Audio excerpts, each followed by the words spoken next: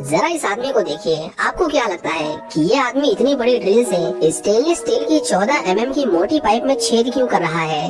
दरअसल ये आदमी एक चोर है और ये ऑयल की चोरी करता है। जी हाँ, आपने बिल्कुल सही सुना, ये आदमी सच में पेट्रोल की चोरी करता है। वो भी 1 या 2 लीटर नहीं, बल्कि ये हर रोज यहाँ से हजारों गैलन ऑयल की चोरी करते हैं और किसी को भी इसकी कानों कान खबर नहीं होती। पुलिस इन लोगों को पकड़ पाएगी कि नहीं, ये तो बहुत दूर की बात है। यहाँ तक कि जिस कंपनी का ये लोग तेल चोरी करते हैं, उन्हें खुद इस चोरी के बारे में नहीं पता। अब ये तो यहाँ हो गई चोरी की बात, लेकिन अब हम बात करेंगे उन चोरों की जो इस काम को अंजाम देते हैं। ऑयल पाइप में छेद करना कोई आसान काम नहीं होता, इसमें बहुत रिस्क होता है। जैसे कि मानो टाइम पर ड्रिल नहीं हो पाया, या फिर इन लोगों ने अगर ड्रिल कर भी दिया तो उसके अंदर ब्लास्ट होने की भी बहुत ज्यादा संभावना होती है।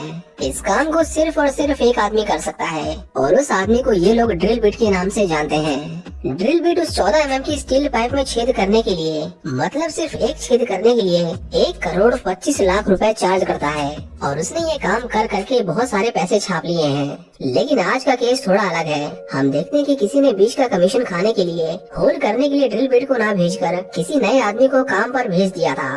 इस आदमी का नाम जियो साय है और ये बहुत ही घटिया इंसान है। इस आदमी को अपने काम का ABC भी नहीं आता, लेकिन वो अपने क्लाइंट्स को ऐसा दिखाने की कोशिश करता है जैसे कि उसे सब कुछ आता है और वो ड्रिल बिट से भी अच्छा होल कर सकता है। जियो साय पाइप में होल करना शुरू करता है, लेकिन हम देखते हैं कि उसे इस काम में बिल्कुल भी एक्सपीरियंस न होने की वजह से वो समय रहते पाइप में होल नहीं कर पाता, जिसकी वजह से उस पाइप से हाई प्रेशर में ऑयल बाहर निकलने लगता है और अचानक से इतना ज्यादा प्रेशर और एक छोटी सी चिंगारी की वजह से वहाँ पर एक बहुत बड़ा धमाका होता है। ब्लास्ट होने से पहले जियो साय और उसका क्लाइंट वहाँ से भाग निकले थे, लेकिन क्लाइंट जियो साय को बहुत मारता है क्योंकि उसने उसका बहुत ज्यादा नुकसान किया था। और अब जो पुलिस भी इस धमाके के पीछे की सच्चाई का पता लगाते लगाते उस तक पहुंचने की कोशिश करेगी। हम देखते हैं कि उस आदमी ने ठीक ही कहा था। उनके जाने के बाद वहाँ पर पुलिस आती है और जब वो उस फटी हुई पाइप के पास जाते हैं तो उन्हें वहाँ पर एक ड्रिल बिट मिलती है, जिसका मतलब ये साफ था कि किसी ने जानबूझकर इस धमाके को अंजाम दिया है। इन सभी पुलिस वालों में जो हमारा मेन कैरेक्टर है उसका नाम है मानसिक। मानसिक की उसके डिपार्टमेंट में कोई इज्जत नहीं करता, इसलिए वो हमेशा जब भी हो सके खुद को साबित करने का मौका ढूंढता रहता है। इस बार भी जब उसे वो ड्रिल बिट मिलती है तो उसका शक सिर्फ और सिर्फ एक आदमी के ऊपर जाता है, एक आदमी जिसे उसने 5 साल पहले ऐसा ही कोई लीगल काम करते हुए अरेस्ट किया था। मानसिक अपने सीनियर्स को उस आदमी के बारे में बताता है, लेकिन उसके सीनियर्स उसकी बातों पर जरा भी गौर नहीं करते क्योंकि वो मानसिक को सिर्फ एक सिर दर्द के अलावा और कुछ नहीं समझते थे। इसके बाद हम उस आदमी को देखते हैं जिसने जियो साय को अपने क्लाइंट के लिए होल करने का काम दिया था। उसके क्लाइंट के लोग उसे पकड़ लेते हैं और उसे बहुत मारते हैं क्योंकि उसकी लापरवाही की वजह से वो लोग मरते मरते बचे थे। उसका क्लाइंट उसे कहता है कि उसे अगले 24 घंटे में ड्रिल बिट उसके पास चाहिए, नहीं तो वो उन दोनों को मार देगा। इसके बाद हम ड्रिल बिट को देखते हैं। ड्रिल बिट पहले एक इंजीनियर था, लेकिन जब से वो इस धंधे में आया था तब से मानो जैसे कि वो पैसे छापने की मशीन बन गया था। मानसिक को जब से वो बिट उस एक्सीडेंट साइट पर मिली थी तब से वो ड्रिल बिट का पीछा कर रहा था, इस उम्मीद में कि एक दिन वो उसे रंगे हाथों पकड़ लेगा। ड्रिल बिट को भी पता था कि मानसिक उसका पीछा करता है। एक दिन वो मानसिक को अपने पास बुलाता है और वो उसे कहता है कि वो उसका पीछा करना बंद करे। हर बुरे काम के पीछे उसी का हाथ हो ये जरूरी नहीं। मानसिक अपने मन की शांति के लिए उसके गैराज में तलाशी लेता है, लेकिन उसके हाथ कुछ भी नहीं लगता। जब ड्रिल बिट को पता चलता है कि उसके दोस्त ने उसकी जगह किसी और को भेजकर कमीशन खाने की कोशिश की तो उसे उस पर बहुत गुस्सा आता है, पर क्योंकि वो उसका दोस्त था इसीलिए अब उसे उन लोगों का काम करना पड़ेगा। ड्रिल बिट उसके क्लाइंट के पास जाता है और एक ऑयल पाइपलाइन में होल करने लगता है। उसने एक स्पेशल तरह की ड्रिल डिजाइन की थी जिससे वो अपने काम को अंजाम देता था और उसने अभी तक एक भी गलती नहीं की थी। वैसे भी अगर वो गलती करता तो आज यहाँ पर खड़ा नहीं होता। वो क्लाइंट उसके काम से बहुत इम्प्रेस हुआ था। वो उसे एक और बिजनेसमैन का नंबर देता है। वो कहता है कि उसे तुम्हारे जैसे आदमी की जरूरत है और वो तुम्हें तुम्हारे इस काम के मुंह मांगे पैसे देगा। ड्रिल बिट उस बिजनेसमैन के पास जाता है। इस आदमी का नाम जियान वू है और इस आदमी के ऊपर बहुत सारा कर्जा है, इतना कर्जा कि वो उन पैसों को अपने दूसरे बिजनेस से आने वाले पैसों से अपनी पूरी जिंदगी में नहीं चुका पाएगा। जियान वू उसे बताता है कि उसे शहर के सबसे बड़े ऑयल रिजर्वोयर की पाइपलाइन में छेद करना है और इस काम के लिए वो उसे उसकी मनचाही रकम देगा। ड्रिल बिट समझ गया था कि ये आदमी इस काम से अरबों रुपए छापने वाला है, इसलिए वो भी उससे अपनी रेगुलर फीस से 5 गुना ज्यादा पैसे चार्ज करता है। जियान वू ने इस काम के लिए कुछ बहुत ही अच्छे लोगों की टीम बनाई थी जो अपने अपने कामों में माहिर थे। इस टीम में जियो साई भी शामिल था, जिसने शुरुआत में उस ऑयल पाइपलाइन में ब्लास्ट किया था। जियो साई को बेशक ड्रिल करना नहीं आता था, लेकिन वो वेल्डिंग जैसे कामों में माहिर था। और भी कई लोग थे, जैसे कि चीफ ना, जो एक सिविल इंजीनियर था। जियोन साहब ये आदमी मशीन्स को ऑपरेट करता था, और उनकी टीम में एक लड़की भी थी जो उस बिल्डिंग के रिसेप्शन पर बैठी थी, जिसके नीचे खुदाई का काम चल रहा था। और इस लड़की का काम था किसी को भी होटल में बुकिंग करने से रोकना। हम देखते हैं कि जियान वू के ऊपर पहले से ही बहुत सारा कर्जा था, लेकिन फिर भी वो अपने बचे हुए कंपनी फंड से बहुत सारा ऑयल खरीद रहा था, क्योंकि उसकी इस चोरी की वजह से कोरिया में ऑयल की शॉर्टेज हो जाती और उसके बाद वो अपने मन चाहे रेट पर ऑयल बेच सकते थे। ड्रिल बिट उस पाइप में होल करने के लिए एक स्पेशल बिट तैयार करता है, लेकिन जिस दिन उन्हें उस पाइप में छेद करना था, उस दिन वो देखते हैं कि वहाँ पर कैल्शियम कार्बोनेट की एक परत जमी हुई थी। चीफ ना उन्हें काम को रोकने के लिए कहता है, क्योंकि वहाँ पर ड्रिलिंग के दौरान एक्सप्लोजन हो सकता था, जिसमें वो सभी मारे जाते। वो जब इसके बारे में ड्रिल बिट को बताते हैं, तो ड्रिल बिट उन्हें काम को रोकने से मना करता है, क्योंकि उन्हें इस काम को पूरा करने के लिए डेडलाइन दी गई थी। वेल्डर ड्रिल बिट के ऊपर चिल्लाने लगता है और उसे ऊंची आवाज में बात करता है, क्योंकि वो उनकी लाइफ को खतरे में डाल रहा था। उन सब लोगों में से वेल्डर सबसे गुस्से वाला आदमी था। वो खुद को ड्रिल बिट से बेहतर समझता था, और उसके अंदर इस बात का बहुत गुस्सा था कि इस काम के लिए उसे कम पैसे दिए गए हैं। इन लोगों में आपस में बहुत बहस होती है, यहाँ तक कि वो एक दूसरे के ऊपर हाथ भी उठा देते हैं, जिसके बाद ड्रिल बिट को मजबूरन इस काम को कल के लिए पोस्टपोन करना पड़ता है। अगले दिन जब वो अपना काम शुरू करते हैं, तो खुदाई करते करते उन्हें पता चलता है कि उनके आगे एक पत्थर की बहुत बड़ी चट्टान थी, जिसे सिर्फ हैमर ड्रिल से ही तोड़ा जा सकता था। अब क्योंकि हैमर ड्रिल बहुत आवाज करती है और ऊपर से वो लोग रात को काम कर रहे थे, इसलिए वो वेल्डर को जोर जोर से म्यूजिक चलाने के लिए कहते हैं, ताकि किसी को भी पता न चले कि यहाँ पर खुदाई का काम चल रहा है। दूसरी तरफ मानसिक अपनी पूरी जी जान लगाकर उन चोरों को पकड़ने की कोशिश कर रहा था। उसके पास उन ऑयल पाइपलाइंस का एक मैप था, और उसे उनमें से एक लोकेशन पर वो होल मिलता है जहाँ पर ड्रिल बिट ने पिछली बार काम किया था। मानसिक की वजह से अब पूरे डिपार्टमेंट को पता चल गया था कि कुछ लोग सच में ऑयल की चोरी कर रहे हैं। इसके बाद पुलिस जगह जगह पर छानबीन करने लगती है। उनमें से एक पुलिस वाला उस होटल में पहुंचता है जहां पर ड्रिल बिट खुदाई कर रहा था। रिसेप्शनिस्ट जब उस पुलिस वाले को देखती है, तो वो तुरंत ही रेड अलर्ट का बटन प्रेस कर देती है, पर वो बटन काम नहीं करता, क्योंकि खुदाई करते समय उनमें से किसी एक ने अलार्म की वायर को गलती से काट दिया था। पुलिस वाला जब वेल्डर के गाने की आवाज सुनता है, तो वो उसे देखने जाता है। वेल्डर उस पुलिस वाले को देखकर और जोर जोर से गाने लगता है और उसे रोकने की पूरी कोशिश करता है, लेकिन पुलिस वाले ने जैक हैमर के चलने की आवाज सुन ली थी और अब उसे थोड़ा थोड़ा शक होने लगा था। वो तुरंत ही उस आवाज का पीछा करता है, लेकिन वो जैसे ही बेसमेंट में पहुंचता है, हम देखते हैं कि ड्रिल बिट ने वहां से सारे सबूत मिटा दिए थे। उन लोगों ने अपने चेहरे भी ढक लिए थे, ताकि वो पुलिस वाला उन्हें पहचान न ले। उसके पूछने पर वो उसे बताते हैं कि वो यहाँ पर सीवर लाइन का काम कर रहे हैं। पुलिस वाला उन सभी के चेहरे देखता है, लेकिन उनमें से वो किसी को पहले कभी नहीं मिला, इसीलिए उसे किसी पर भी शक नहीं होता। उस पुलिस वाले के जाने के बाद रिसेप्शनिस्ट उस अलार्म की वायर को फिर से ठीक कर देती है, क्योंकि इस बार तो वो पकड़े जाने से बाल बाल बचे थे। वो जब उस टनल से बाहर निकलने ही वाली थी, तभी ड्रिल बिट जमीन पर एक भारी अलमारी गिरा देता है, जिसकी वजह से बहुत तेज वाइब्रेशन होती है और उस टनल में बहुत सारा मलबा गिर जाता है। वो रिसेप्शनिस्ट और जियोन सब टनल के दूसरी ओर फंस गए थे, और अगर उन्हें जल्दी निकाला नहीं जाता तो ऑक्सीजन की कमी से वो दोनों मारे जाते। उनके ऊपर मुसीबतों का पहाड़ टूटा हुआ था, लेकिन इस बीच वेल्डर अपना असली रंग दिखाने लगता है। वो ड्रिल बिट से कहता है कि वो दोनों अंदर ही दबकर मर जाएंगे, चलो हम इनके पैसे लेकर यहाँ से भाग जाते हैं। ड्रिल बिट को उसके ऊपर बहुत गुस्सा आता है और वो उसे सबक सिखाना चाहता था। चीफ ना मिट्टी को बाहर निकालना शुरू करता है और वो खोदते खोदते टनल के उस ओर एक रास्ता बना देते हैं। वो रिसेप्शनिस्ट उन्हें धन्यवाद करती है, पर कोई उसे ये नहीं बताता कि वेल्डर उसे अंदर ही छोड़कर भागने की सोच रहा था। उस रात वो सभी आराम से सो जाते हैं और वो अब बस इस काम से मिलने वाले पैसों के सुहाने सपने देख रहे थे। हम देखते हैं कि देर रात को एक अलार्म बजने लगता है। ड्रिल बिट जब बाहर आता है, तो वो देखता है कि वेल्डर उनके पैसे लेकर भाग रहा था। वो उसे बिल्डिंग से कूदने से रोक लेता है और उन्हें धोखा देने की पनिशमेंट के तौर पर वो उसे बहुत मारता है। जियोन सब उसे कहता है कि उन्हें पैसों के लिए एक दूसरे से इस तरह नहीं लड़ना चाहिए, लेकिन जब वो देखता है कि वेल्डर उसके ही पैसे लेकर भाग रहा था, तो वो भी उसे बहुत मारता है। वेल्डर की गलती पकड़ी गई थी और वो उन सभी के सामने घुटने टेक कर माफी मांगने लगता है। वेल्डर उन्हें कहता है कि उसका एक बेटा है जो अभी हॉस्पिटल में भर्ती है और उसी के लिए वो ये पैसे चुरा कर भाग रहा था। उसने ये कहानी अभी अभी बनाई थी। अब इसमें कितनी सच्चाई है ये तो हमें आगे जाकर पता चलेगा, लेकिन फिलहाल किसी को भी उस पर जरा भी भरोसा नहीं है। इसी बीच ड्रिल बिट सोचने लगता है कि आखिर ये अलार्म बजाया किसने। वो तुरंत उस रिसेप्शनिस्ट के पास जाता है और वो देखता है कि वो उन सभी के ऊपर नजर रख रही थी और वही जियान वू को पल पल की खबर देती थी। ड्रिल बिट उसे कहता है कि वो आज रात के बारे में जियान वू को ना बताए, क्योंकि उसने जो उसके साथ कॉन्ट्रैक्ट साइन किया था उसमें ये साफ साफ लिखा हुआ था कि उनमें से कोई भी काम खत्म होने तक उस बिल्डिंग के बाहर कदम नहीं रखेगा। हम देखते हैं कि तभी जियान वो दूसरे कमरे से निकल कर आता है। वो ड्रिल बिट से कहता है कि तुम्हारे एक आदमी ने कॉन्ट्रैक्ट को तोड़ा है और उन्हें इसकी पेनल्टी भरनी पड़ेगी। जियान वो तुरंत ही उनके कुछ पैसे काट लेता है और उन्हें वार्निंग देकर छोड़ देता है। इसके बाद वो वेल्डर को पकड़ते हैं। वेल्डर अपनी जान की भीख मांग रहा था, लेकिन जियान वो का उसे मारने का कोई इरादा नहीं था, बल्कि वो तो उसे और पैसे देता है, लेकिन बदले में अब उसे उस टनल में हो रहे एक एक काम की खबर देनी थी, वो भी बिना किसी को बताए।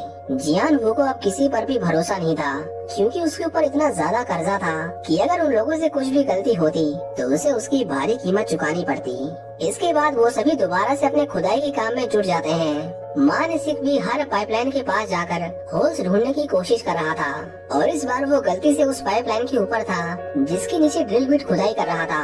उनके टूल्स लोहे के होने की वजह से वो मानसिक के मेटल डिटेक्टर के पकड़ में आ जाते हैं। वो तुरंत ही अपने लोगों को नीचे की ओर खुदाई करने को कहता है। वो रिसेप्शनिस्ट जब उन लोगों को ऐसा करते हुए देखती है तो वो उन्हें वहाँ से बाहर निकलने के लिए कहती है। वो टनल के बाहर आ गए थे, लेकिन ड्रिल बिट को याद आता है कि वो एक लोहे का औजार अंदर ही भूल गया है।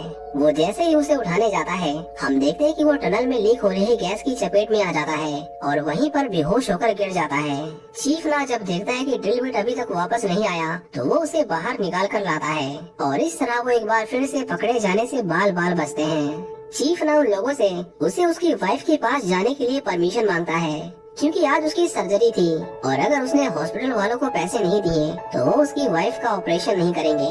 सब लोग उसे बाहर जाने से मना कर देते हैं, क्योंकि उसके बाहर जाते ही कॉन्ट्रैक्ट टूट जाता और जियोन वो किसी को एक फूटी कौड़ी नहीं देता। जियोन वो को अपने फोन पर एक मैसेज आता है।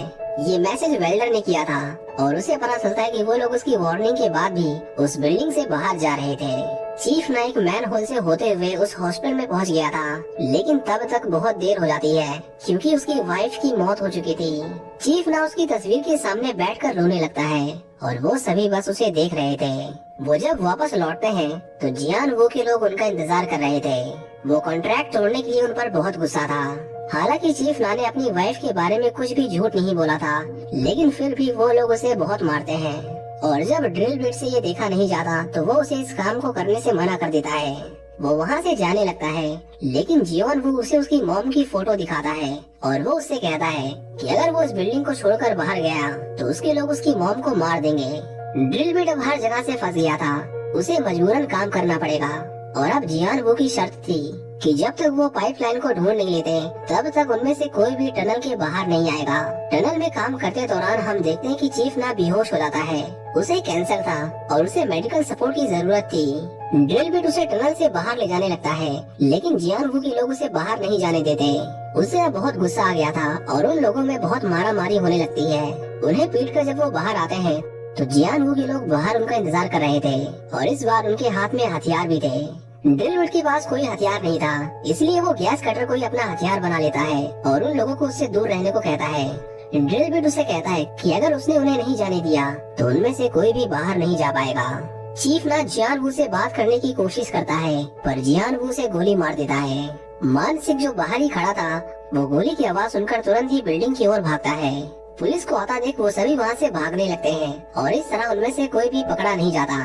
ड्रिल बिट को चीफ ना की मौत का बहुत दुख था और वो जियोन वू को उसके किए की सजा देना चाहता था। वो अपने दोस्त के पास जाता है और उसे पता चलता है कि उसके दोस्त ने उसकी मॉम को सुरक्षित जगह पहुंचा दिया है और अब जियोन वू के लोग उन्हें नुकसान नहीं पहुंचा सकते। वेल्डर भी हॉस्पिटल में भर्ती हो गया था, लेकिन हम देखते हैं कि पुलिस उसके बारे में पूछते पूछते हॉस्पिटल में पहुंच गई थी। इससे पहले वो पकड़ा जाता, हम देखते हैं कि ड्रिल बिट उसे हॉस्पिटल से भगा लेता है, क्योंकि अगर वो पकड़ा जाता तो उन सबको भी जेल जाना पड़ता। जियोन वू के पास एक अननोन नंबर से फोन आता है और वो लोग उसे मिलने के लिए बुलाते हैं। जियोन वू देखता है कि वो रिसेप्शनिस्ट जो उसके लिए काम करती थी वो भी अब ड्रिल बिट की तरफ हो गई थी। वो लोग उसका काम करने के लिए तैयार थे, लेकिन अब उन्हें इसी काम के लिए 5 बिलियन वॉन चाहिए थे, क्योंकि पुलिस अब उनके पीछे थी और इतने पैसों से वो किसी भी देश में छुपकर रह सकते थे। ड्रिल बिट जियोन वू को पुलिस की भी धमकी देता है, जिसके बाद जियोन वू उसकी शर्त मान लेता है। इसके बाद वो सभी पाइपलाइन में होल करने की तैयारी करते हैं। वो वेल्डर भी उनके प्लान का हिस्सा था, लेकिन उन्हें नहीं पता था कि वो सीक्रेटली जियोन वू को अंदर की सारी इन्फॉर्मेशन दे रहा था। ड्रिल बिट को उसके ऊपर थोड़ा शक होने लगता है, इसलिए वो उसका पीछा करता है और वो देखता है कि वेल्डर जियान वू को उसके प्लान के बारे में बता रहा था। मानसिक उसके पास से ही गुजर रहा था। अगर वो वेल्डर को देख लेता तो उनका सारा प्लान चौपट हो जाता, इसलिए वो मानसिक को अपने पीछे भगवाता है और उससे पीछा छुड़ाते छुड़ाते वो एक बड़े से पत्थर पर जा गिरता है, जिससे उसे बहुत चोट लग जाती है। इसके बाद वो ड्रिलिंग करना शुरू करते हैं। रिसेप्शनिस्ट ने उस ऑयल कंपनी के प्रेशर सिस्टम में फेक अलार्म एक्टिवेट कर दिया था, ताकि जांच करने पर उन्हें लगे कि उन्हीं के सिस्टम में कोई खराबी है और वो ऑयल की चोरी के दौरान लो ऑयल प्रेशर के अलार्म पर बिल्कुल भी ध्यान न दें। दूसरी तरफ जियान वू के लोग पेट्रोल को टैंकरों में भरकर उनकी नीलामी करने के लिए एक मीटिंग बैठवाता है और उनके बीच में अरबों रुपयों का लेन देन होता है। हम देखते हैं कि ड्रिल बिट जख्मी हालत में किसी तरह एक पाइपलाइन में होल कर देता है, लेकिन सिर्फ 3 मिनट में वो दूसरी पाइपलाइन में होल नहीं कर पाता।